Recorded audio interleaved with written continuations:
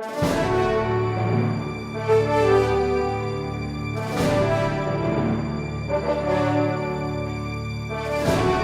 real issue is Iran, and so I think the other side to look at this is that dispute between the rest of the GCC and Qatar may provide us an opportunity to essentially poke Iran in the side. Qatar, and you all know, just the folks listening, in case they haven't been keeping up on things, the issue of oil prices and energy prices drives directly at some of the backbone of Qatar. Qatar splits about a 30 or 40 trillion cubic meter natural gas field with Iran, and that represents just a huge amount of cash flow. I think they have the highest per capita income in the world.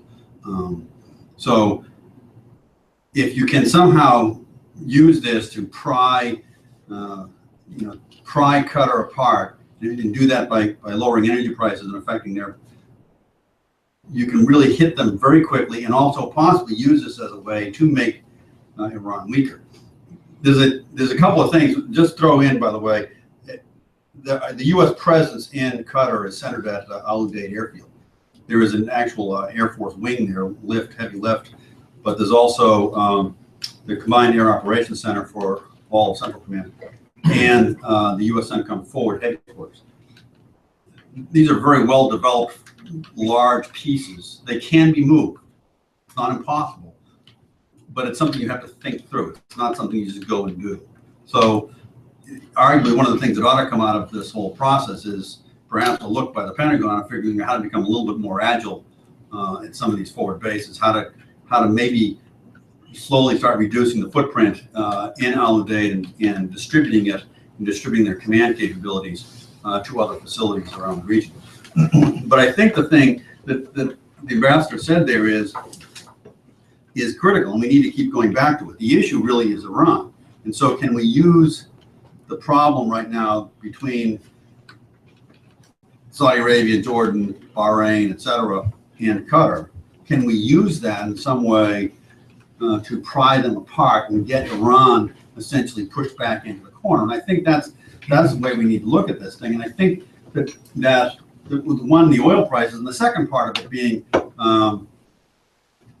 the expat community in Qatar. Qatar, there's about almost 3 million people in Qatar. Only about 350,000 of them are Qataris. The rest are all workers. They're all coming from someplace else. So if the United States, the GCC, et cetera, go talk to those other countries, go talk to the Sri Lankans, go talk to the Pakistanis, use what influence we have there to try to affect that expat community. Perhaps there's another pry bar, essentially, that we have there. We can direct at Qatar and get Qatar and Iran essentially moving apart rather than moving forward. But I just kind of offer that is this may be an opportunity. It's not necessarily just a dispute. It may be an opportunity for us to reshuffle the deck a little bit in the region. How many Qataris did you say? I'm sorry. I think it's about 275. 275. Okay, yeah, so right, as opposed to 2.5, 2.3, 2.4, 2.5 million expats. Is that about right? Yeah. I mean, not to get off topic, but if we were to spread the base out, and we were to restructure it, so therefore it's not all in one facility, what would that look like?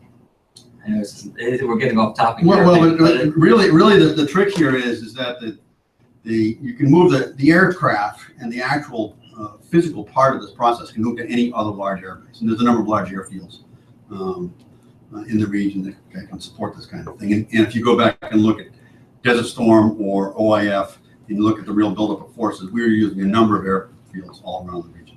So you can physically move those aircraft other places, assuming that we've negotiated agreements, et cetera.